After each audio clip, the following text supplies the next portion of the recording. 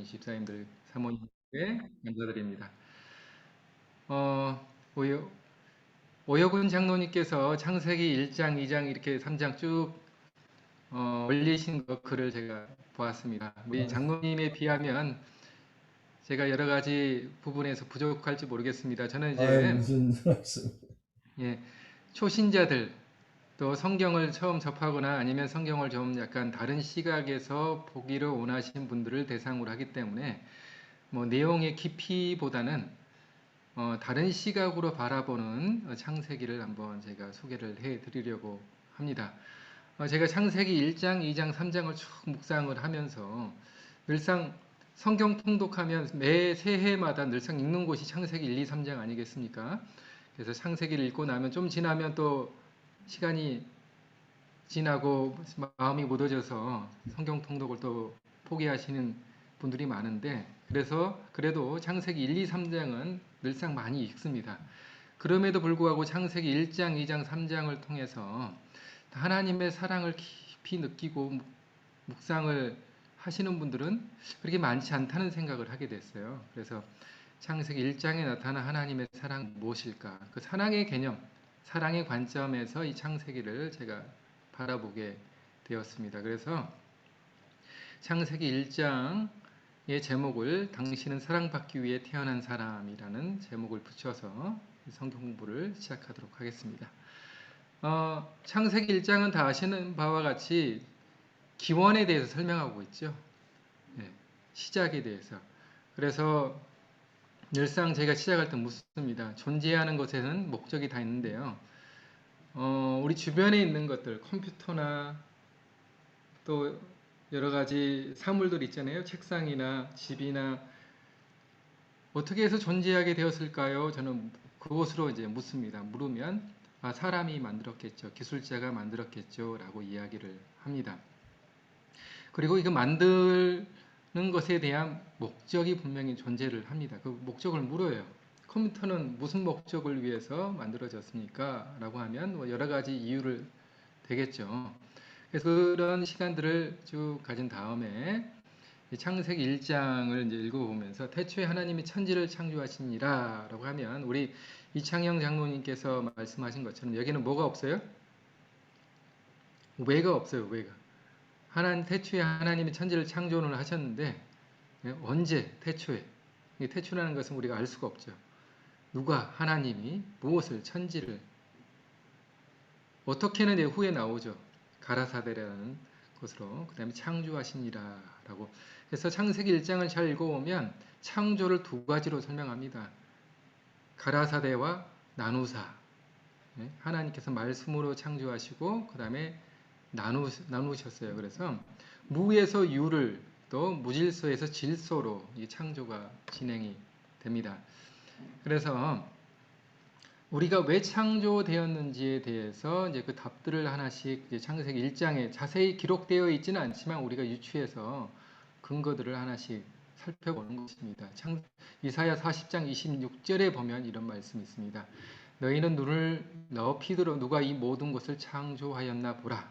주께서는 수요대로 만상을 이끌어내시고 각각 그 이름을 보시나니 그 권세가 크고 그의 능력이 강함으로 하나도 빠짐이 없느니라.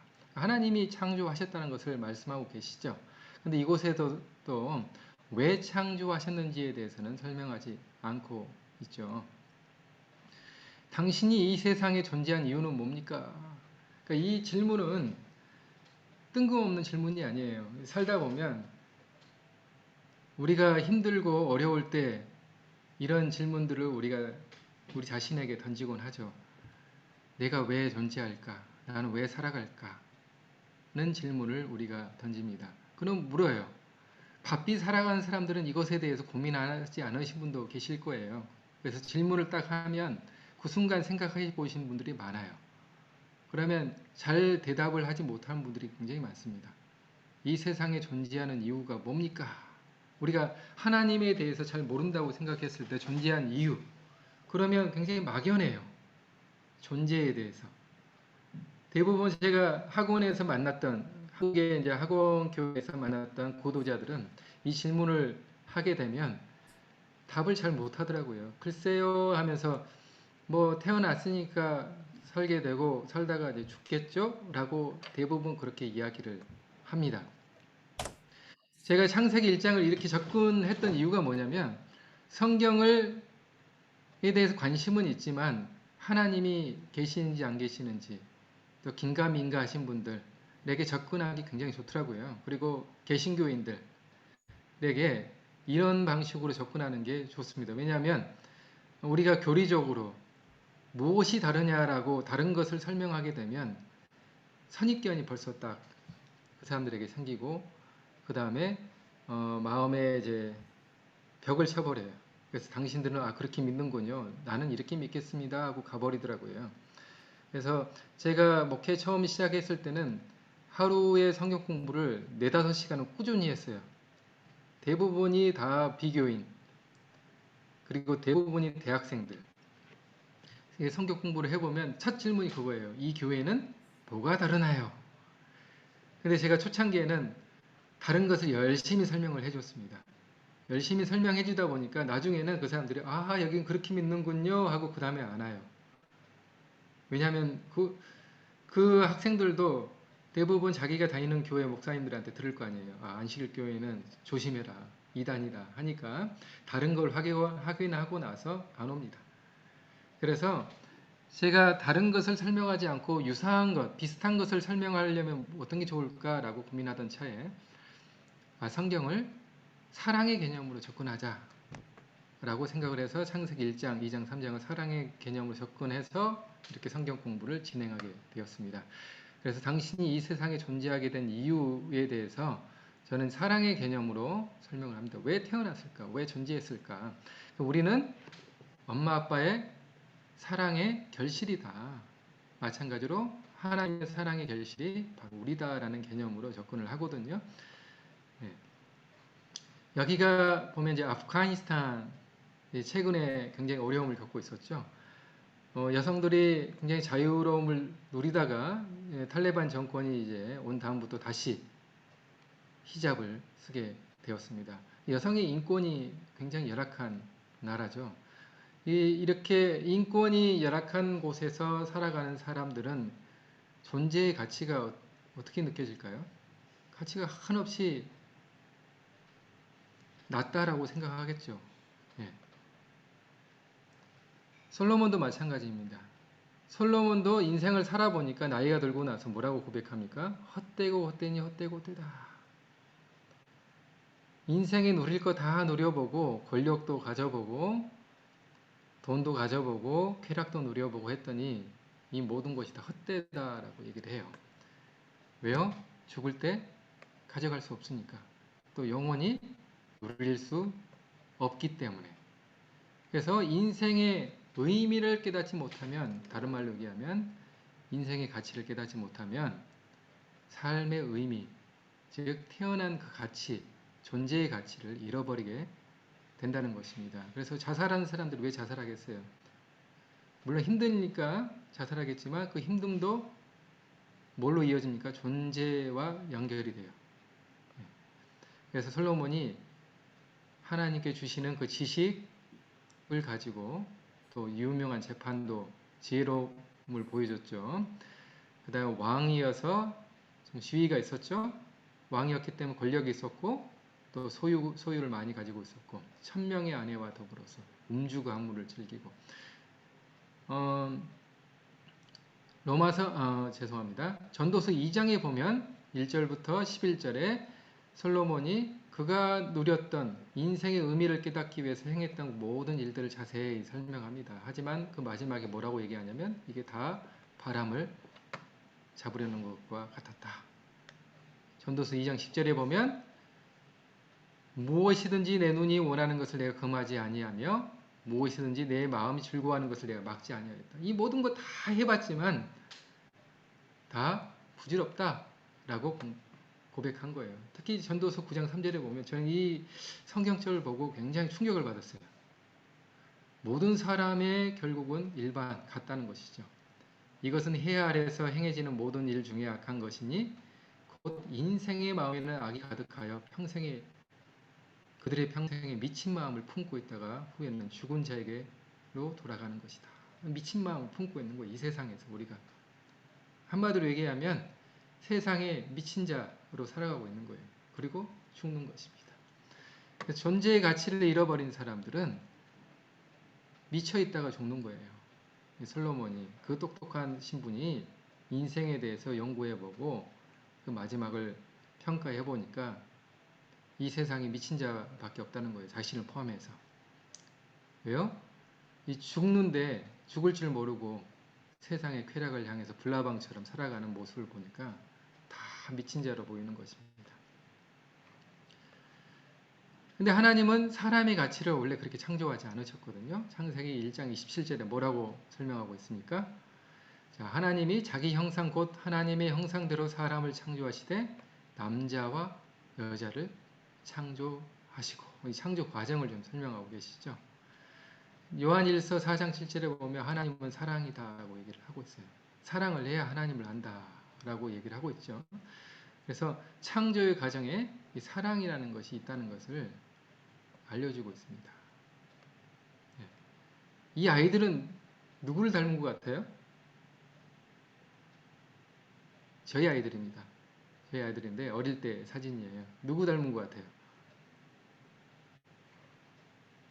부모를 닮게 돼 있어요. 아이들이 옆집 아저씨나 아줌마 닮으면 큰일 납니다. 그죠? 네. 부모를 닮게 돼 있어요. 사랑의 이미지를 다 가지고 있는 거죠. 그 사랑의 이미지를 가졌기 때문에 그 아이들에 대한 책임을 가지고 있는 것입니다. 네? 우리 아이들이 때로는 반찬 추정도 하고 뭐 사달라고 땡깡도 부리고 또 하기 싫은 일 부모가 시키면 또 화도 내고 갈등도 있고 그러죠. 이렇게 한번 싸웠다고 해서 너는 내 아들이 아니야, 너는 내 딸이 아니야 라고 하지 않습니다. 그렇죠? 근데 우리가 교회에서 예를 들어서 전 집사님하고 대판 싸우고 나면 그게 잘 풀어지던가요? 겉으로는 이렇게 악수하고 기도하겠습니다 하고 이해를 하고 하지만은 그 앙금이 쉽게 해결되지 않습니다. 근데 부모 자녀 간에 그 대판 싸우고 나면 좀 지나고 나면 금방 또 화해가 됩니다. 그렇죠? 저희 아이들한테도 마찬가지예요. 아침에 아이들이 예배 드리다가 뭔가 잘못하면 또 혼을 내다가도 저녁이 되면 언제 또 그랬나 싶듯이 또 이렇게 웃고 떠들고 얘기를 합니다. 이게 부모와 자녀 간의 관계예요. 이게 말할 수 없는 과학이죠. 예. 자녀들은 부모의 모습을 닮게 돼 있어요. 이게 하나님께서 우리에게 주신 사랑의 이미지입니다. 그래서 그 모습을 보고 우리는 한없이 희생을 합니다. 근데 하나님이 창세기 1장에 보니까 이 창조의 과정을 설명해 놨는데 저는 이 보시기 좋았더라는 이 표현이 어떤 의미를 굉장히 많은 고민을 했습니다. 묵상을 하고 몇 번 나온지 아세요? 보시기 좋았더라가 6번 나옵니다. 6번. 둘째 날 빼고 셋째 날에 2번 나오고 둘째 날 없을까 뭐 성경에 설명하지 않습니다. 하지만 뭐 생각을 억지로 거기 이유를 갖다 붙이면 둘째 날에 공창을 창조하셨는데 물을 나누시고 그게 노아홍수 때 없어지잖아요. 하늘에 있는 물층이. 그래서 그랬을까 하는 생각을 해보기도 하지만 약간은 뭐 억지로 갖다 붙인 것 같은 느낌이 들어서 제가 그런 얘기는 하진 않습니다. 하여튼 하나님께서 보시기에 좋았더라라는 표현을 해요. 영어로 보면 it was good 이잖아요. 이것을 그냥 문자로만 보면 안 돼요. 저는 이것을 하나님의 감정 표현이라고 생각을 합니다. 기뻐하신 거예요. 그러면서 제가 저희 아이들 임신했을 때를 생각을 해봤어요. 저희가 첫 아이를 임신하고 나서 누군가 선물을 해줬는데 그 선물해준 그 선물이 뭐냐면 양말이었어요. 아기 양말이 얼마나 작습니까? 진짜 손가락 크기만 해요. 이렇게 손가락 크기만한 양말을 보니까 너무 귀엽고 너무 좋더라고요. 그리고 이 양말을 아이가 태어나고 나서 그 발에 신길 걸 생각하니까 굉장히 설레고 기대가 되더라고요. 그래서 그 양말을 볼 때마다 너무 좋은 거예요. 그리고 그 모습을 생각하면서 창세기 1장을 보니까 하나님이 이런 마음일 수도 있었겠다라는 생각을 했어요. 빛을 창조하시고 빛만 있었는데 뭐가 아름다웠겠습니까? 하지만 하나님께서 빛을 창조하시고 보시기에 좋았더라. 기분이 좋으신 거예요. 그 다음에 뭇을 드러내시고 보시기에 좋았더라. 그 다음에 심에 있는 채소와 또 과실을 창조하시고 나서 보시기에 좋았더라. 해달별, 하늘의 새와 물고기, 짐승, 사람 창조하시고 나서 보시기에 좋았더라 라고 했거든요. 우리가 아이를 임신하면 어떻게 해요? 모든 것을 준비하잖아요. 하나씩 하나씩. 그 준비하는 과정을 창세기 1장 그걸 그렇게 설명을 해놓은 거예요.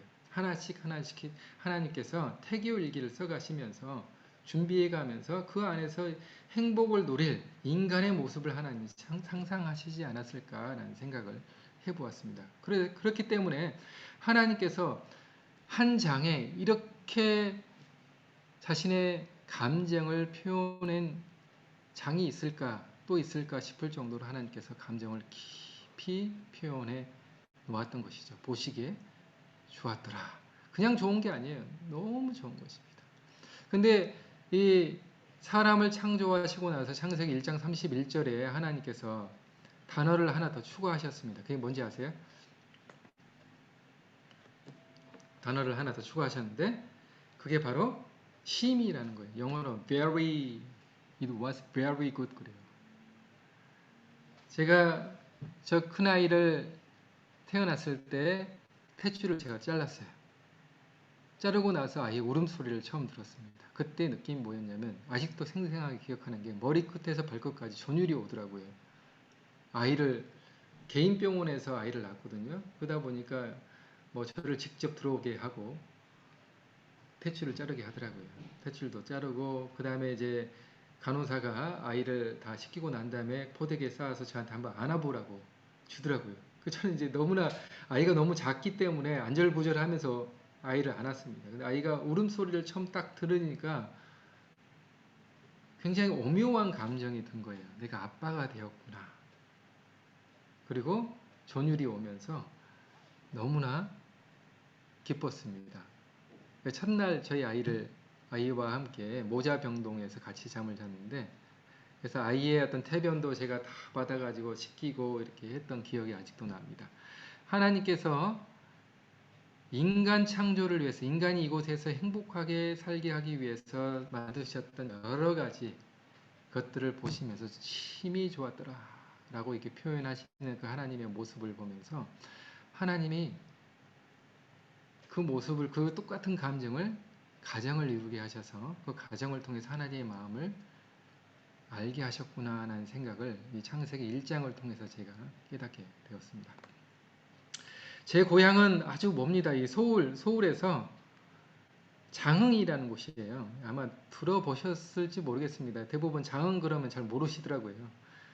예, 강진하고 보성 사이에 있어요.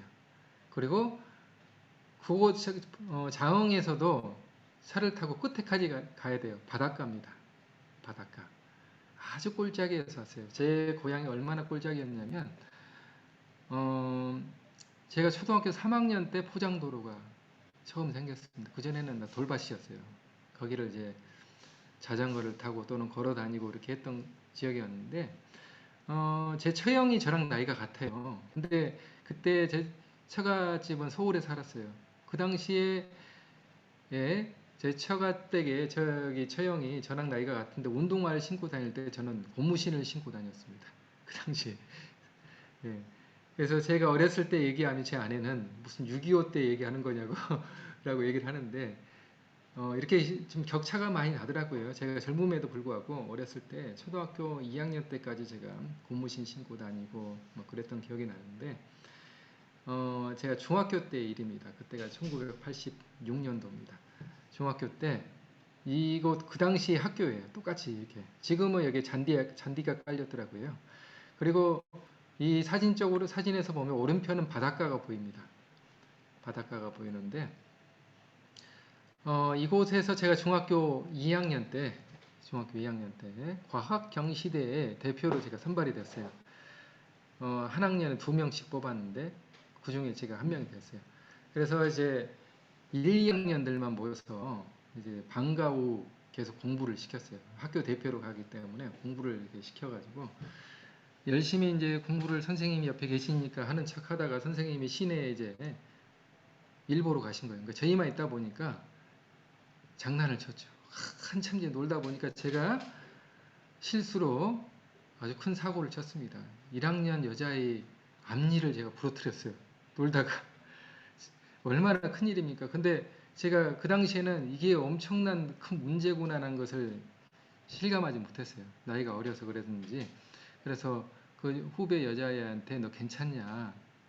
병원 가야 되는 거 아니냐? 그랬더니 괜찮다고 자기 아무렇지도 않다고 앞니가 부러졌는데 아무렇지도 않다라고 하는 거예요. 그래서 선생님이 안 오셔서 시간이 돼서 저희들은 이제 집으로 갔습니다. 집으로 갔는데 그 후에 이제 난리가 난 거죠. 그쪽 집에서. 그쪽 그 후배 여자아이의 아버지는 그 옆 동네 중학교 선생님이셨어요. 그래서 동네 유지죠. 그 시골에 선생님은 얼마나 큰 직분입니까? 그래서 이제 난리가 났습니다. 그래서 저희 어머님이 가서 아버님이랑 가서 사과하고 이 시골에서 광주까지 지금은 1시간 반이면 가지만 그 당시에는 도로 사정이 그렇게 좋지 않았기 때문에 차를 타면 2시간 반에서 3시간이 걸립니다. 그 여자아이 후배 여자아이를 데리고 광주에까지 가서 치과 치료를 다 해줬어요. 사고는 누가 쳤어요? 사고는 제가 쳤는데 책임은 누가 졌습니까? 저희 부모님이 진 것이죠. 창세기 1장은 자식이 사고 친지도 모른다는 생각을 아마 하셨던 것 같아요. 그래서 자식이 사고 친 것까지 모두 다 책임지시는 하나님의 그 사랑의 모습을 다 담겨놨어요. 그래서 우리에게 무슨 형상을 주셨다고요? 하나님이 형상을 주셨는데 예? 죄로 인해서 그 형상이 다 왜곡됐죠. 근데 그 책임을 누가 지셨어요? 하나님이 지셨죠.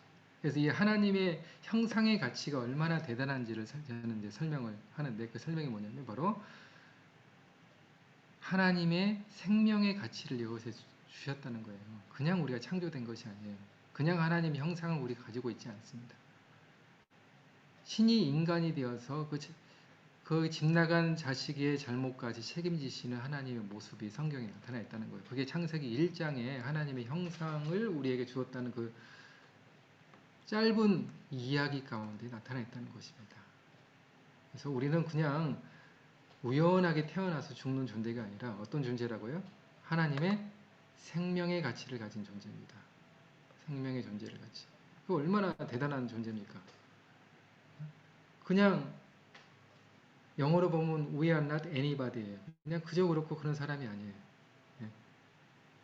우리는 하나님의 생명의 가치를 가진 아주 특별한 존재라는 것입니다. 그래서 창세기 3장 16절에 보면 하나님이 세상을 이처럼 사랑하사 독생자를 주셨으니 이는 그를 믿는 자마다 멸망하지 않고 영생을 얻게 하려 하심이라.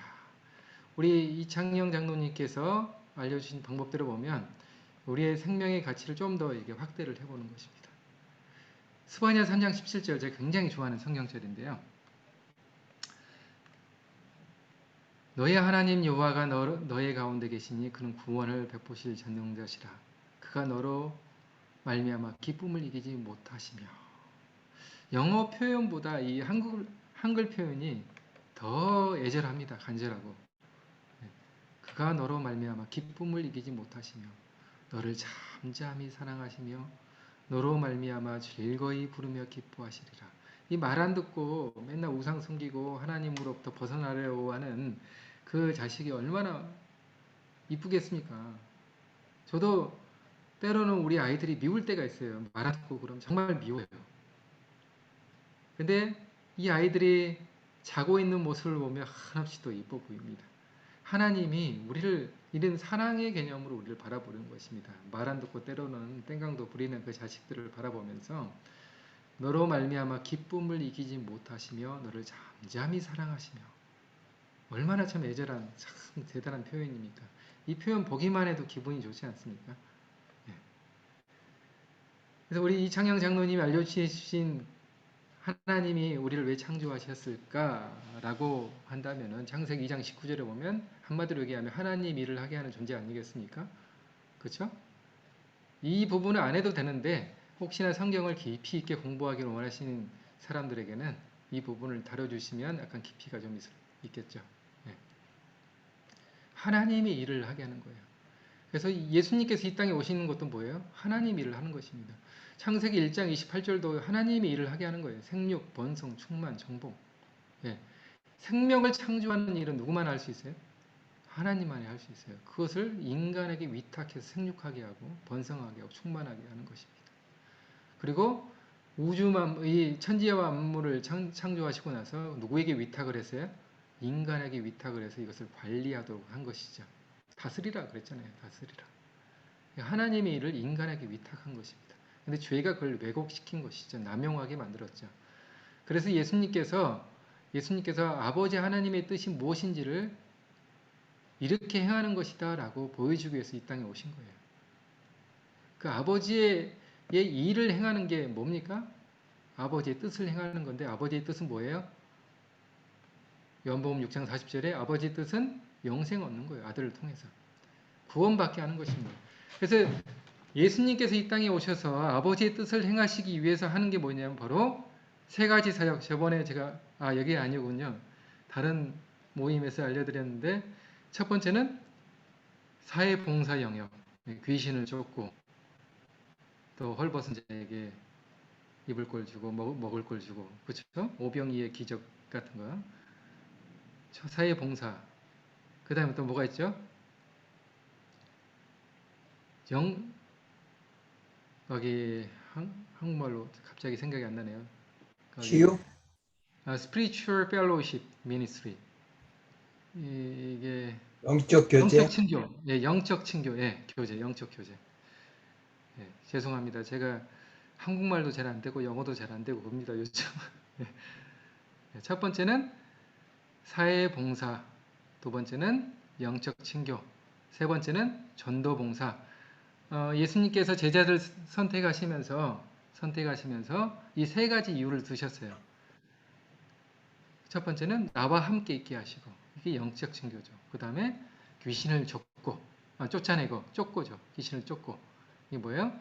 사회봉사 영역이죠. 그 다음에 전도도 하고 전도봉사 이 세 가지 일을 하셨어요. 세 가지 일을 통해서 아버지의 뜻을 알려준 것입니다. 이게 결과적으로 뭐를 얻게 하는 거예요? 영생을 얻게 하는 것입니다. 그래서 요한복음 3장 16절에 영생을 얻게 하는 그 모습이 그 사역이 바로 아버지의 뜻이고 그 아버지의 뜻을 이루기 위해서 한 사역이 세 가지 사역.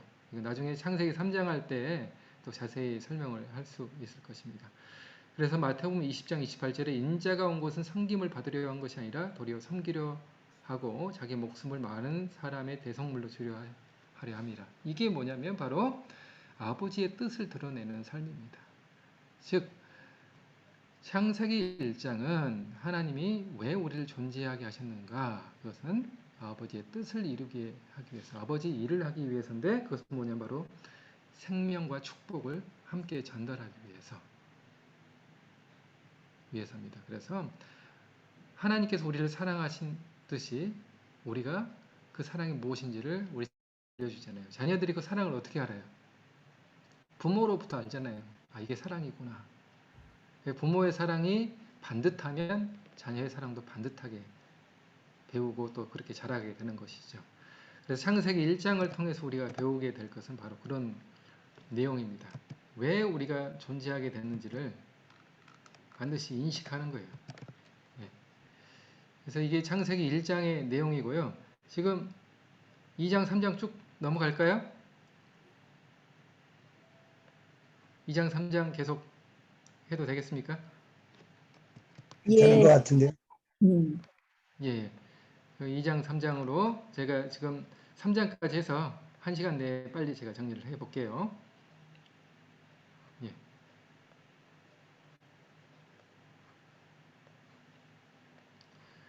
자, 그러면 2장에 넘어가 보면 하나님께서 인간의 행복을 위해서 주신 두 가지 제도가 있습니다. 두 가지 제도를 살펴보면 뭐가 있습니까? 결혼, 안식일. 예, 응, 안식일 제도와 가정, 결혼. 가족 제도도 가족, 예, 결혼. 죄송합니다. 이게 빨리 열리지가 않네요. 아, 열렸네요. 잠깐만요. 네, 화면 보이십니까? 아직은 안 보이는데요? 네, 예, 보입니다. 예. 자, 창세기 2장을 너무 무겁게 설명하지 않으셔도 돼요. 왜냐하면 여기 또 안식일 제도가 나오기 때문에 안식일이 뭐 일곱째 날이냐 첫째 날이냐고 논쟁이 있을 수 있기 때문에 아주 간단하게 성경이 말하는 안식일은 무엇인가 의미를 중심으로 설명하시면 되겠습니다. 하나님이 이걸 위해서 안식일을 주셨다. 이걸 위해서 가족을 주셨다라고 간단하게 아주 설명을 하시면 되겠습니다. 죄송합니다. 지금 제 컴퓨터가 이상한지 빨리 이게 넘어가지가 않네요. 네. 하여튼 정리를 해보면 그렇습니다. 자, 안식일은 하나님께서 왜 우리에게 주셨어요? 첫 번째, 창조의 기념일이죠. 창세기 2장 1절로 3절. 그 다음에 두 번째는 안식일은 뭡니까? 신명기 5장 15절에 구속의 기념일이죠.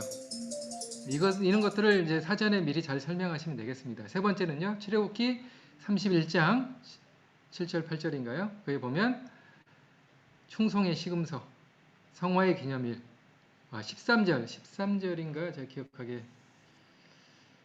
잠깐만요.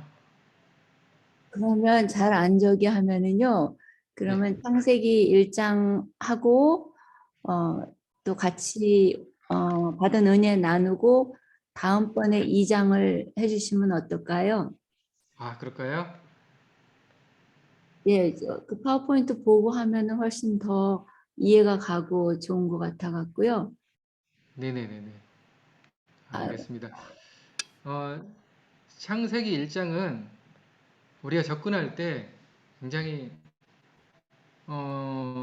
사실은 지금까지 우리가 삼육오 학교도 마찬가지고 교회에서 배울 때는 그냥 창조, 몇째 날에 뭐 창조하고 뭐 했고 이렇게 그렇게 끝나는 경우가 많습니다. 이것을 사랑의 개념으로 접근해서 설명하다 보면 굉장히 할 얘기가 굉장히 많아요. 그리고 창조되기 이전의 상태, 창세기 1장을 살펴보면 굉장히 다룰 내용들이 엄청 많습니다. 음식물에 관한 권면도 창세기 1장을 통해서 우리가 다룰 수가 있는데요. 제가 지금 창세기 1장을 좀 더 그러면 심화 과정으로 제가 좀 더 설명을 해보겠습니다. 화면이 보이시나요? 네. 네. 예. 창세기 1장에 보면 창조되기 이전의 상태가 뭡니까? 혼돈, 공허, 흑암이죠. 이 단어가 어디에도 나오냐면 예레미야 4장인가도 나옵니다. 예, 이 땅에 우리 성경 공부할 때 워드 스터디를 어떻게 한다고 그랬어요? 단어를 혼돈, 공허, 흑암이라는 단어를 알고 싶다. 그러면 그 단어를 쳐보면 나옵니다. 예를 들어서 우리 저도 이제 주로 이렇게 성경 공부할 때 사용하는 방법인데요. 흑암, 혼돈, 지금 화면 보이시죠? 네. 네. 공허를 쳐봅니다. 그럼 창세기 1장만 이렇게 나와 있는데 예를 들어서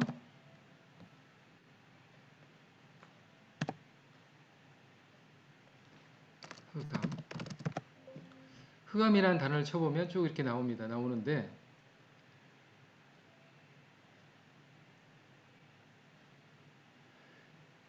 이 성경에 흑암이라는 단어를 이렇게 알려면 흑암이라는 단어를 쳐보면 돼요. 근데 대부분 한국말을 쳐보면 실수할 가능성이 굉장히 많습니다. 왜냐하면 히브리어나 헬라어 원어를 갖다가 잘못이 아니라 다르게 또 번역을 해놓은 사례들이 굉장히 많기 때문에 이것만 가지고서는 안 돼요. 뭐도 봐야 되냐면 이 베들레헴이 굉장히 좋은 게 뭐냐면 워드 스터디를 할 수 있게 돼 있어요. 그 다음에 제가 가지고 있는 프로그램 중에 하나가 또 뭐가 있냐면 이건 제가 프로그램을 주고 산 거거든요. 그게 뭐냐면 잠시만요. 바이블렉스라고 혹시 들어보셨어요? 예, 바이블렉스. 네, 예. 저도 한 10년 전 저게 있어요. 예. 예, 우리 장로님, 목사님 또 이게 열심히 성경 공부를 하셔서 이게 저 같은 경우는 이걸 굉장히 자주 활용합니다. 그 다음에 두 번째 보는 게 뭐냐면 바로 예언의 신을 보는데 음. 예언의 신은 왜 보냐면 우리 성도님들 중에 예언의 신을 사용해야 또 안심을 하신 분들이 계세요. 혼돈이라는 단어를 쳐봅니다. 그러면 혼돈이라는 이 단어를 쓴 여기 토후라는 단어가 이곳에 다 나와요. 지금 보이시나요? 화면에? 흑암이 보이죠? 혼돈. 지금 바이블렉스 열어놓은 거 보이십니까? 안 보여요. 안 보여요? 지금 저 그러면 제가 지금으로 베들레헴 해볼게요. 바이블만 보여요. 지금 보이십니까? 네. 예. 예. 이 단어를 클릭해 보면 이 단어가 쓰였던 곳을 다 나와요. 저는 이제 성경 공부 가르칠 때 이것을 활용합니다. 그래서 창조 전과 창조 후의 모습, 그 다음에 재창조와 죄인의 모습, 죄악 세상의 모습을 이 창세기 1장하고 비교해서 제가 설교나 성경 공부를 종종 하거든요. 그래서 예레미야 4장 23절에 보면 이렇게 나오죠. 내가 본즉 혼돈하고 공허하고 하늘에 빛이 없으며 이게 딱 창조되기 이전의 상태와 똑같잖아요. 그렇죠? 예, 예레미야 4장을 또 이렇게 비교해서 설명하고 그래서 지금의 세상은 혼돈, 흑암, 그 다음에 공허한 세상입니다. 이게 죄가 들어있는 세상이에요. 그러니까 무질서, 무라는 것은 창조되기 이전의 상태는 하나님 없는 상태는 바로 죄악된 세상하고 아주 유사한 형태를 가지고 있다는 거예요. 근데 그 하나님께서 질서의 모습으로 바꾸신 게 뭐냐면 창조라는 것입니다. 질서. 그 질서를 어떻게 잡았어요? 말씀과 나누사, 가라사대와 나누사로 나누셨어요. 그래서 하나님의 가라사대하고 나누사는 생명을 창조하는 또 존재를 하게 하는 능력이 있다는 거예요. 우리가 가라사대 한다고 해서 뭐가 생기나요? 아니잖아요. 이게 하나님만이 가지고 있는 능력이죠. 그리고 이 빛은 첫째 날에 창조하신 빛은 뭡니까? 빛은 신약에 보면 나는 세상의 빛이라고 그랬잖아요. 생명이에요, 생명. 예, 생명입니다, 생명. 그리고 이 빛을 통해서 하나님께서 세상의 존재를 확인할 수 있게 한 것이죠. 그래서 빛은 시작이에요, 시작. 그래서 우리가 뭐 보통 이제 좀 더 심오하게 들어가 보면 창세기 1장 4절에 나와 있는 빛과 그 다음에 다섯째 날에 창조한 넷째 날에 창조한 해달별. 그때 그 빛은 다르죠. 여기서 말하는 빛은 뭐예요? 그냥 근원적인 빛이죠. 빛. 그 다음에 넷째 날에 창조한 빛은 그 빛을 모아놓은 거잖아요. 해달별. 그렇죠? 그래서 그 다음에 이제 셋째 날에 창조한 씨 맺는 채소와 열매를 통해서 저는 이제 이걸 가지고 주신 음식과 허락한 음식으로 해서 이제 건강기별 설명할 때 이것을 많이 설명을 합니다. 태초에 하나님께서 주신 음식은 뭐예요? 씨 맺는 채소와 열매입니다. 그렇죠? 그 다음에 허락한 음식은 뭐예요? 허락한 음식은 창세기에 나와 있죠. 노아 홍수가 일어난 다음에 이것을 허락하노니 그래요. 하나님께서 허락하노니. 그래서 육식을 허락하죠. 주신 음식과 허락한 음식. 지금은 어느 시대로 돌아가야 된다고요? 에덴의 시대로 돌아가게 되면 주신 음식의 시대로 돌아가야 되는 거예요. 그래서 우리가 이제 하나님께 주시는 에덴의 시대에 주신 그 씨 맺는 열매 채소로 돌아가야 되는 시대. 그래서 여러 가지 이제 그것은 이제 우리가 가지고 있는 건강 기별을 가지고 설명을 할 수 있을 거라고 생각합니다.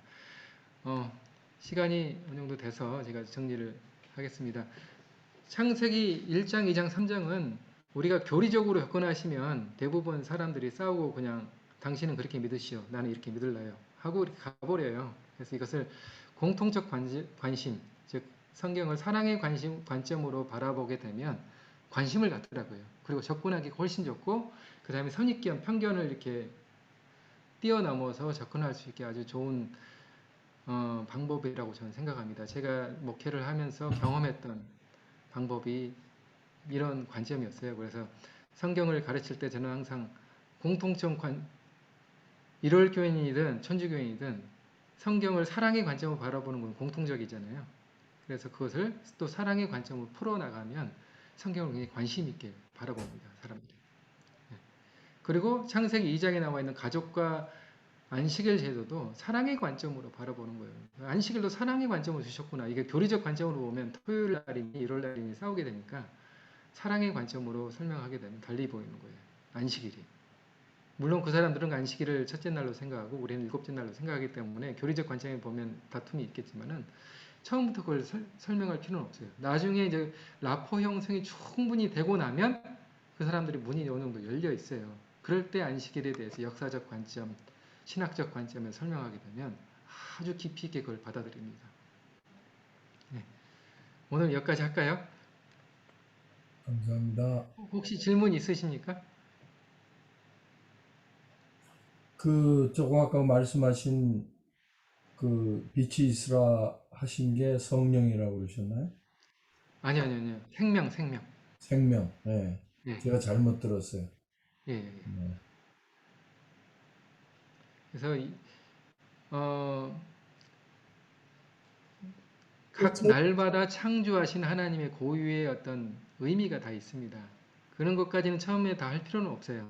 왜냐하면 아무리 교회를 오래 다녔다 할지라도 성경을 개인 통독하지 않으신 분들은 성경책 한 번 딱 읽고 나도 잘 못 알아듣습니다. 그래서 제일 가장 좋은 것은 성경 공부를 하시는 그분에게 한번 읽게 하고 그 다음에 가르치신 분이 그것을 다시 한번 읽으면서 설명해 주셔야 돼요. 제 경험상 그렇습니다. 다 알겠거니 하고 막 빨리빨리 넘어가잖아요. 나중에 지나면 하나도 머릿속에 그 사람들이 안 남아있어요. 그래서 반드시 성경을 공부하신 분에게 함께 공부하신 분에게 읽게 하시고 그 다음에 가르치신 분이 한 번 더 반복해서 읽으시면서 풀어주셔야 돼요. 그래야 이런 의미구나 라고 받아들이지 성경 용어가 그다지 뭐 일반 사람들에게 친숙하지 않기 때문에 좀 어색한 표현도 있고 하기 때문에 빨리빨리 머릿속에 입력이 안 돼요. 그리고 요즘 현대인들은 독서량이 현격하게 부족하기 때문에 문해력이 좀 떨어져요. 문장을 읽어도 잘 못 알아듣는 사람들이 굉장히 많습니다. 하나씩 다 풀어주셔야 됩니다. 그리고 성경에 나와 있는 그 영어들도 어렵잖아요. 저도 매일 아침마다 저희가 성경을 읽어요. 저희 아이들하고 아침 예배 때. 더군다나 저희 아이들은 한국에서 학교를 오랫동안 안 다녔기 때문에 성경을 읽다 보면 못 알아듣는 영어들이 굉장히 많아요. 그러면 제가 물어봅니다. 얘들아 이 말은 무슨 말인지 아니? 물어봐요. 이렇게. 그러면 다 몰라요. 그럼 하나씩 풀어줘야 그렇군요. 이렇게. 궁창이라는 말도 못 알아들어요. 궁창. 예. 궁창이라는 말도 모릅니다. 요즘 아이들은 그래요. 그 영어로 atmosphere라고 지금 돼 있잖아요. 보면 대기권. 그러면 알아들어요. 그래서 하나씩 풀어줘야 됩니다. 떠먹이듯이 다 그렇게 성경 공부할 때 그렇게 해야 되더라고요. 제가 경험상에 보면. 네, 여기까지 하겠습니다. 감사합니다. 저도 요새 파워포인트 배우면서 우리 김명태 목사님께서 파워포인트 한 거 이렇게 올려주시면서 설명을 해주시니까 저도 한번 도전해보고 싶다 이런 생각이 들었어요. 그리고 이제 우리 목사님께서 파워포인트 한 거를 이렇게 올려주셔서 또 저희들이 사용할 수 있게 해주시니까 이제 그걸 가지고 하면은 한번 해볼 수 있지 않을까 하는데 우리 임성수 장로님은 이 받은 거를 200번을 연습을 하시려고 지금 계속 트라이를 하신다 그랬는데 우리 임성수 장로님 한번 말씀을 해주세요. 어떤 식으로 또 이렇게 말씀 받은 거를 사용을 하시는지. 저는 그 우리 목사님이 파워포인트 준 거를 저 셀러폰에 입력해 놨어요. 그래가지고 사람들 만나면 그냥 기도하고 피고 같이 이야기해요. 그러니까 일주일에 한 두세 번은 하는 것 같아요. 그러면 이제 이렇게 자꾸만 하다 보면 이제 제게 되고 그 창세기로 하니까 이제 또 좋은 게 창세기들은 되게 그 교회 다닌 분들은 조금 알더라고요. 그러니까 이제 그걸 갖고 지금 이렇게 목사님 말씀하신 것처럼 대화식으로 같이 이렇게 대화하면서 하니까 저는 일방적으로는 안 하고 이렇게 물어보면서 이제 목사님이 지금 하신 것처럼 질문을 한 10개 만들어서 이렇게 그 질문을 하면서 하니까 좀 이렇게 부드럽더라고요. 그래서 저는 그냥 이렇게 단순하지만 목사님한테 이렇게 배운 것을 꼭 이렇게 그대로 한번 해봅니다.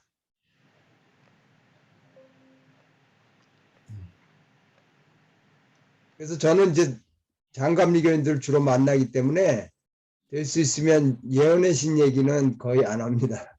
왜냐하면 우리는 알지만 이 사람들 예언의 신 하면 자꾸만 오해를 하기 때문에 그냥 성경을 창세기 피고 이렇게 같이 피고 지금 목사님 말씀하신 것처럼 일장 일장 읽으면서 대화식으로 하니까 참 너무 좋은 것 같아요. 아멘. 예, 저는 이제 가족들 돌보느라고 이제 얼마 전까지도 이제 시부모님도 모시고 그래갖고 바깥에 나가지를 못하고 구도자들 만나는 그런 일들이 좀 어려웠어요. 이제 한인회는 열심히 행사에는 참석을 해서 많은 분들을 알았지만 이제 직접적인 관계를 많이 못했는데 이제는 이제 우리 목사님하고 저하고 둘만 남았으니까 이제 좀 도전을 해보고 싶은 생각이 있는 거죠. 그래서 이제 피클볼도 이렇게 치러 같이 가서 만나기도 하기도 하고 이제 그러면서 이제 지금 관계들을 하나씩 둘씩 맺어가고 있는데 요즘에는 이렇게 인터넷으로 통해서 이렇게 많은 분들이 줌으로 들어와서 하는 걸 아시더라고요. 그래서 참 좋은 찬스다. 그래서 근데 우리 김정태 목사님이 주시는 게 굉장히 쉽고 그리고 그거를 잘 사용하면 한번 해볼 수 있지 않을까 싶은 좀 소망이 있습니다. 아멘. 아멘. 이 PPT의 밑에 풋노트 다는 데가 있어요. 예, 그 예, 풋노트에 이제 스크립트를 다 치시면 돼요. 처음 하신 분들은 예, 스크립트를 예, 치시고 예. 줌으로 하게 될 경우에는 나는 그 스크립트를 볼 수 있는데 상대방은 PPT 화면만 보이는 방법이 있거든요. 제가 나중에 시간 되면 그 방법을 제가 알려드릴게요. 어, 예, 그래서 그 스크립트를 읽으면 돼요, 그냥. 예, 예, 예. 예. 예. 오효근 장로님 저기 창세기 1장 지난번에 하셨고 이제 또 2장 도전하고 계시는데 예, 잠깐 말씀해 주시면은 아이 뭐 저야 뭐 부족한 그래서 뭐 그렇게 부족함을 더 많이 느끼고 있고요. 오늘 목사님이 말씀하신 것 중에서 어, 어, 가라사대 하는데 두 가지로 얘기하셨죠. 나누 나누사, 가라사대, 나누사. 나누사하고 이스라, 예? 예. 이스라 그랬나요? 그래서 가라사대. 가라사대, 가라사대, 나누사. 가라사대 나누사, 예. 두 가지로 얘기하셨는데 거기에서 보면 그 혼돈이라는 게 나오잖아요. 처음에 단어가 혼돈, 흑암, 또 공허 하다고 그랬잖아요. 네. 거기서 혼돈을 나누사로 해결하시고 또 공허를 가라사대로 채우셔서 물론 흑암은 빛이 이스라는 하나밖에 없나요? 이스라 어, 한 번밖에 안 나오나요? 이스라. 그런 것 같습니다. 네. 예. 그래서 그 세 가지 프로블럼이 하나님께서 다 해결하시는 그 놀라운 그 섭리를 또 보게 되네요. 그걸 혼돈을 나누사, 나누사 혼돈을 정리하시잖아요. 그 다음에 그 안에를 채우시는 것이 또 나오잖아요. 그래서 그런 그 단계적인 그걸로 또 생각하니까 또 의미가 있네요. 예, 우리 여자분들은 다 화면을 끄고 계시는데요. 우리 김희숙님, 안식일학교 이제 또 인도하시고 그래서 파워포인트를 배우고 싶어 갖고 그랬었고, 이제 우리 같이 디지털 선교사에서 이제 같이 공부하면서 했는데 혹시 한 말씀 해주실 말씀 있으신가요?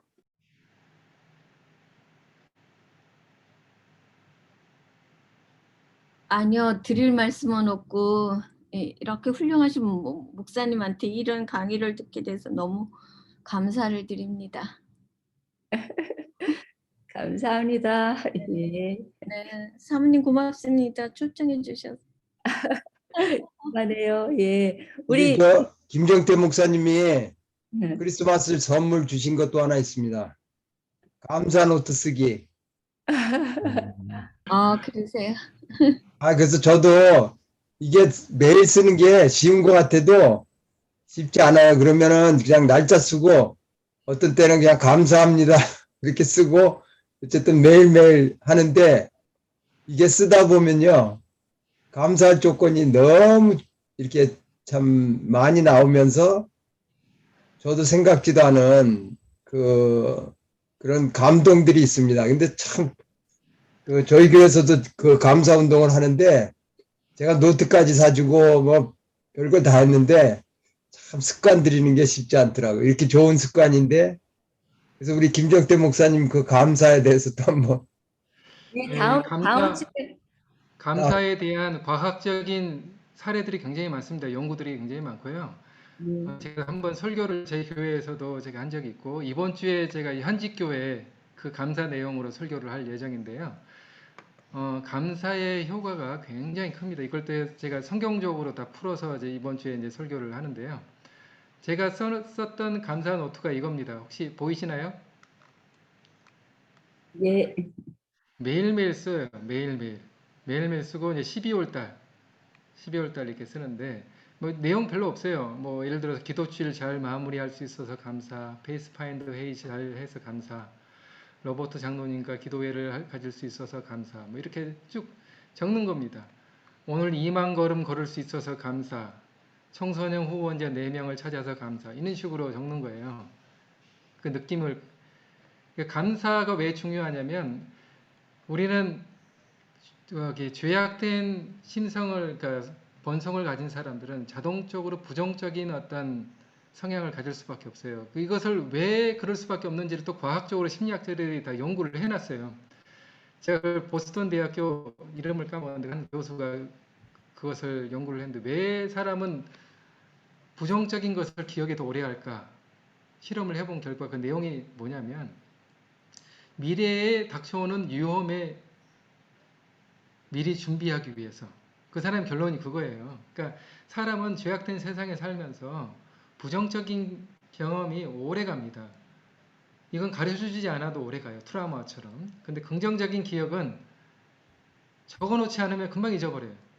우리 남자들이 군대 이야기 오래 가는 이유가 뭐예요? 여자분들은 애 낳고 키운 얘기 평생 하잖아요. 그 이유가 뭐냐면 인생에 있어서 가장 힘들었기 때문에 그 머릿속에 오래 남기 때문에 그것들을 굉장히 오랫동안 얘기를 합니다. 근데 감사한 일, 좋았던 일은 어렴풋이 기억은 하지만 잘 이것을 기록해 놓지 않으면 잊어버립니다.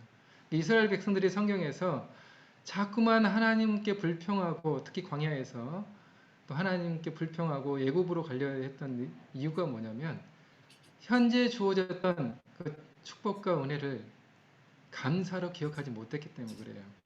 그러니까 눈앞에 불기둥과 구름기둥이 있었음에도 불구하고 그걸 감사로 받아들이지 못했던 거예요. 그게 은혜로 받아들이지 못한 거예요. 그러니까 10가지 중에 9가지가 채워지고 한 가지만 부족해도 불평하고 애굽으로 가려고 한 거예요. 애굽은 어디예요? 세상이잖아요. 그러니까 노예로 다시 늘 가려고 하는 거예요. 근데 우리 그리스도인들은 홍해를 건너고 나서 어디로 가는 백성이에요? 가나안 땅으로 향해 가는 진군하는 백성인데 자꾸만 고개를 뒤로 돌려서 세상을 향해 가게끔 하는 게 뭐냐면 바로 불평과 불만이 부정적인 생각이라는 거예요. 그래서 그것을 이겨내게 만들어준 게 뭐냐면 내게 주어진 축복과 은혜를 감사로 기록하는 거예요. 감사가 있어야 찬양이 나오잖아요. 사람이 어쩔 때 노래가 나옵니까? 기쁠 때 그러잖아요. 기쁠 때 자식이 뭐 대학을 좋은 데 갔거나 예?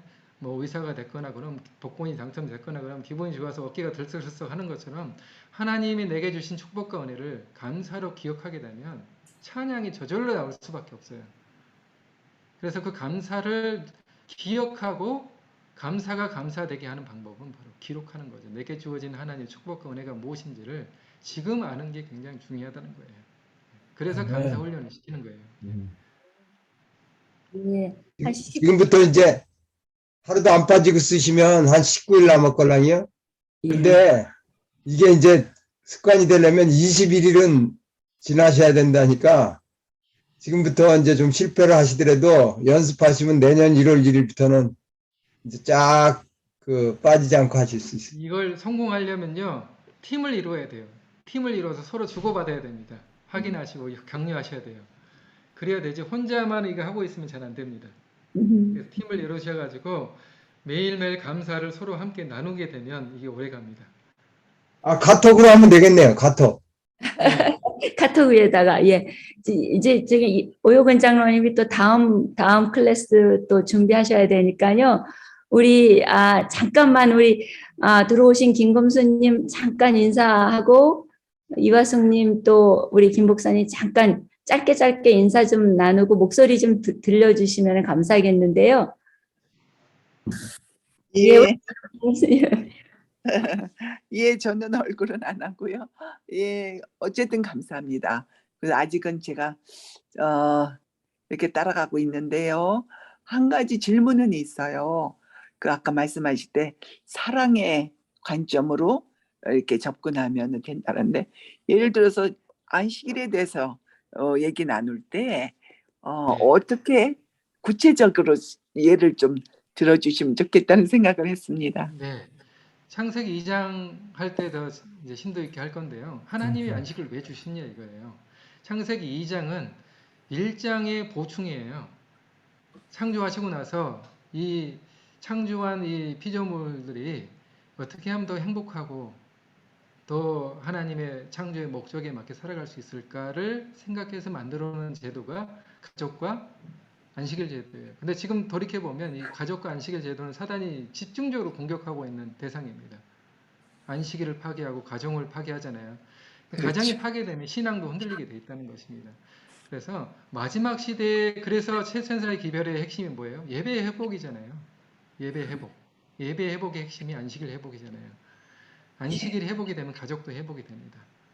그 안식일의 의미 속에 가족 회복도 다 들어가 있어요. 그렇기 때문에 이것을 성경에 나타난 하나님의 사랑의 관점에서 하나님이 왜 안식일을 주셨냐? 첫 번째 창조의 개념이에요. 우리가 안식일을 지키면서 내가 창조함을 받았다는 것을 믿는 거예요. 이건 행함의 개념이 아니에요. 우리가 생일을 지내면서 철이 들고 나면 누구를 먼저 생각합니까? 엄마, 생일날? 부모님을 생각하잖아요. 나를 존재케 하신 부모님께 감사의 편지를 쓰고 전화를 하잖아요. 그런 것처럼 지구의 생일은 일주일에 한 번씩 온다는 거예요. 인간의 생일은 1년에 한 번씩 오지만. 그래서 우리가 안식일을 셀 때마다 우리를 창조하고 우리에게 생명을 주신 하나님께 감사할 수 있는 그런 의미로 그것을 접근하는 거예요. 사랑의 개념으로서. 그 다음에 구속의 개념도 마찬가지입니다. 그걸 사랑의 개념으로 연결을 시켜야지 교리적 개념으로 접근하게 되면 안식일이 이런 의미인데 당신들은 그렇게 지키시오. 나는 이렇게 지킬래요. 늘 반응이 100%예요. 제가 해보면 늘 그렇더라고요. 그래서 사랑의 개념으로 거기에다가 그것을 생각하셔야 됩니다. 그 덧붙여서 저는 또 이렇게도 설명을 해요. 이스라엘 백성들에게 제일 처음 준 것이 안식일 아니에요. 그거는 그 출애굽기 20장에 계명으로 주시기 전에 안식일을 주셨단 말이에요. 그래서 안나. 그 이스라엘 백성들이 노예로 정말 하루도 쉬지 않고 못하고 만약에 쉬었다 하면 어떻게 해요? 매 맞고 죽을 수 있는 그런 형편인데 하나님께서 그들을 사랑하셔서 그 가운데 10계명 그것도 10계명 가운데다가 법으로 만들어서 쉬게 하시는 그 놀라우신 사랑. 그런데 그 본인만 쉬는 게 아니라 가축까지도 쉬게 하시는 그래서 그들에게 정말 노예에서 해방되고 참 쉼을 얻었다는 그, 뭐예요? 생동감 있는 경험을 하게 하시는 하나님이시라는 거. 그렇게 하면 좀 더 또 의미가 깊어지죠? 네, 네. 감사합니다. 네, 잠깐 이화숙님 인사 좀 잠깐 해주실 수 있어요? 네, 안녕하세요. 이화식이에요. 지금 쉼에 대해서 이야기를 들으면서 그것이 그냥 단순히 예배다 하면은 어쩌면 좀 부담스러울 수도 있는데 그렇죠. 네. 부모와 만나서 그날 특별히 같이 노는 날이다. 음, 쉬는 거에 집중하는 거하고 동시에 관계에 집중하면 더 의미가 있을 것 같네요. 아멘입니다. 그게, 예. 그게 아멘. 저기, 창세기 2장에 그게 확실히 나오죠. 거기 창세기 2장이 왜 네. 그 안식일로 시작하잖아요. 그 다음에 그 뭐예요? 가족을 만들어 주잖아요. 그런 네. 과정 속에서 정말 하나님께서 얼마나 우리와 사랑의 관계를 맺고 싶으셨으면 일주일에 하루를 띄셔서 인간과 관계를 맺으시는 놀라운 그 섭리를 우리가 깨달을 수 있죠. 네. 예. 그리고 사람은 이제 만들어진 게 6째 날이잖아요. 그 다음날 쉬었어. 그래서 쉬고 나서 일을 시작하는 거다. 그러니까 일을 하고 나서 7째 날 쉬는 게 아니고요. 태어난 날 그 다음에 일을 시작하잖아요. 그래서 쉼으로 거기서 활력을 얻고 그 다음 주로 살아갈 힘을 얻는다. 그러니까 하나님과 그러한 관계 속의 삶으로 우리가 힘을 얻어서 그 다음 일주일을 지낸다. 그렇게 생각하면 또 좋은 의미가 될 것 같아요. 네, 감사합니다. 감사합니다. 예, 저는 하나님의 그 거룩함에 초청을 받는 거라는 거를 이렇게 생각을 하면서 그것도 좋은 생각이시네요. 예, 우리 목사님 조용히 계시는데 한 말씀 하십시오. 좋은 말씀도 다 하셨는데 됐습니다. 우리 목사님 목소리가 너무 이렇게 아주 쫙 깔리셔가지고 피곤하시기도 하시고 점잖으시기도 하시고 이렇게 또 함께 모여서 정말 혼란스러운 이 세상에서 서로 허심탄회하게 말씀을 나누고 또 용기 주고 또 어떻게 하면 우리가 더 하나님 안에서 마땅한 길을 갈 수 있는가를 서로 깨닫게 해주셔서 참으로 좋습니다. 감사합니다. 네. 네, 다 아는 내용이지만 약간 다른 각도에서 네. 그래서 어떻게 접근하면 좋을지 제 경험을 통해서 제가 말씀드린 것이기 때문에 뭐 새로울 건 없습니다. 다 아시는 내용이고 들으면 그 내용, 그 이야기 다 그렇게 되실 이야기이기 때문에 관점을 약간 새롭게 네. 하는 거 빼고는 거기에 다 아주 아는 내용입니다. 좋은 점인 것 같아요. 목사님 지금 말씀하신 게 교리면으로 접근하는 것이 아니라 하나님께서 우리를 사랑하시는 관계로 접근하는 것이 누구나 공감할 수 있는 그런 것인 것 같아요. 감사합니다. 예, 오영훈 장로님 한 5분 정도 더 써도 괜찮을까요? 그러면 예, 그럼 베트남 소식 좀 전해주시면 감사하겠네요. 예. 지금 이제 연말이라서 여기도 계속 이제 한 해를 이제 마감하는 일들을 지금 하고 있는데요. 지금 현재 아이들 18명 지금 후원을 하고 있는데 하루 1달러, 한 달에 30달러입니다. 후원을 하고 있는데 내년도에는 지금 4명을 더 추가로 추천을 받아서 22명을 지금 후원을 하려고 하고 있습니다. 하는데 이제 유럽의 이제 파리에 있는 한 집사님께서 연락이 왔어요. 연락이 와서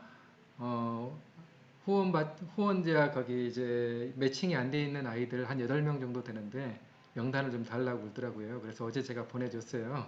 사진하고 다 정리를 해가지고 보내드렸는데 그분이 기도하면서 한번 후원자를 매칭해서 찾아보겠다라고 하셨는데 제가 이제 이 8가지 프로젝트 중에서 그 중에 하나가 재림교회 자녀 후원하는 프로젝트인데요. 이 아드라는 대부분 아드라도 비슷한 사업을 합니다. 근데 아드라는 교인들 대상으로 하지를 못해요.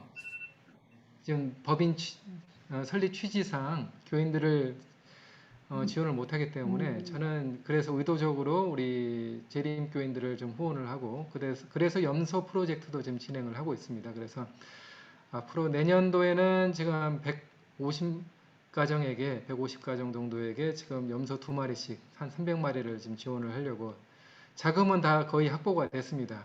감사하게도 하나님께서 다 마련해 주셔서 지원을 하려고 하고 있고요. 그 다음에 지금 내년도에 또 이제 한 6개 가정교회에 지금 선교 자금을 한 달에 100불씩 지원을 하려고 지금 추천을 받아놓은 상태입니다. 그래서 지금은 이제 평가를 지금 현재 진행 중에 있어요.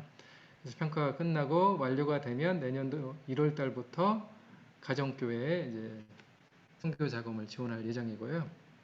그 다음에 내년 1월 달에 베트남 총회가 있습니다.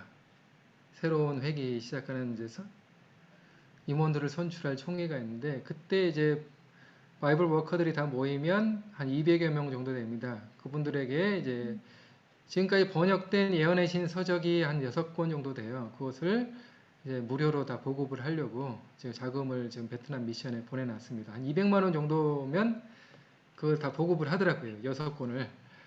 그래서 이제 후원을 받아서 지금 지급을 했고요. 그래서 계속해서 지금 또 코로나 때문에 봉쇄된 교회와 또 성도들이 많이 있습니다. 그분들에게 계속 지금 구호 자금과 구호품을 현재 전달하고 있는 상황입니다. 예, 이상입니다. 감사합니다. 네. 많은 분들이 비전은 갖고 있는데 그거를 직접 이렇게 또 행하는 거는 또 다른 문제인데요. 우리 김정태 목사님은 비전도 있으시고 그거를 실제로 내 생활에 적응하시는 거 보니까 너무 부러워요. 제가 이곳에 와서 늘 이렇게 기도합니다. 하나님께서 저에게 뭘 원하시는지 늘 기도를 하면서 사실은 제가 이곳에 와서 오자마자 교회를 개척해서 대부분의 이제 PMM 선교사들은 그 교회만 섬기고 있거든요. 왜냐하면 다른 일을 할 수 있는 형편이 안 되기 때문에. 저도 이제 그렇게 해도 상관은 없는데 기도하면서 하나님 제가 뭘 하면 좋을까요? 라고 해서 문을 두드려서 열린 문이 8가지예요. 그래서 8개 프로젝트를 통해서 베트남 선교를 또 교회들을 현재 지금 돕고 있는데 하나님께서 또 감사하게도 자금도 보내주시고 사람도 보내주시고 길도 열어주시고 해서 현재까지는 그 모든 프로젝트들이 잘 진행되고 있습니다. 네. 네, 감사합니다. 우리 공희진 사모님이 계시니까 아주 분위기가 윤활유 그렇죠? 네. 역할을 잘 하신다. 왜냐하면 제가 다 아는 분들이니까 이렇게 했지만은 사실은 우리 오영은 장로님이 하셔야지 되는데요. 아니야. 제가 일단 셋업이 될 동안 제가 다 오시라고 아니, 했어요. 계속 소개해드린다고 했어요. 예. 계속 하십시오. 네. 감사합니다. 오영은 장로님이 마무리해 주세요. 그럼 목사님 기도로 우리 끝날까요? 네, 기도하겠습니다. 사랑의 아버지 하나님, 우리의 삶을 주관하시고 인도하시는 하나님, 이 마지막 시대에 우리의 마음을 말씀과 또 하나님께로 하게 하신 하나님 감사합니다. 우리가 깨어 기도하며 우리의 모든 삶이 축복의 통로여 복음의 통로가 되도록 주님 함께하여 주시오며 준비시켜 주시고 또 마지막 시대에 주님 다시 오실 그날을 위해 준비하며 또 말씀을 함께 나누는 삶을 살게 하여 주시옵소서. 아멘. 아버지 하나님, 아직도 코로나로 인해서 많은 분들이 고통받고 때로는 사랑하는 이들을 잃기도 합니다. 특별히 우리 박수영 사모님의 형부 되신 분의 이기훈 지사님의 안타까운 소식을 듣고 저희가 마음이 아팠지만 주님 다시 오시는 그날을 기약하며 부활의 소망과 또 주님 재림의 준비를 위해 재림을 바라보며 살아갈 때 우리가 희망을 얻고 소망을 얻으며 위로를 받을 수 있도록 도와주시옵소서. 아버지 하나님, 함께 머리 숙여 기도하는 주의 백성들을 주님의 이름으로 축복하시며 이제 우리가 말씀 가운데 거하며 살아갈 때 성령의 인도하심에 따라서 승리하는 삶을 살게 도와주시옵소서. 예수님 이름으로 기도드리옵나이다. 아멘. 네. 뭐 김경태 목사님, 네.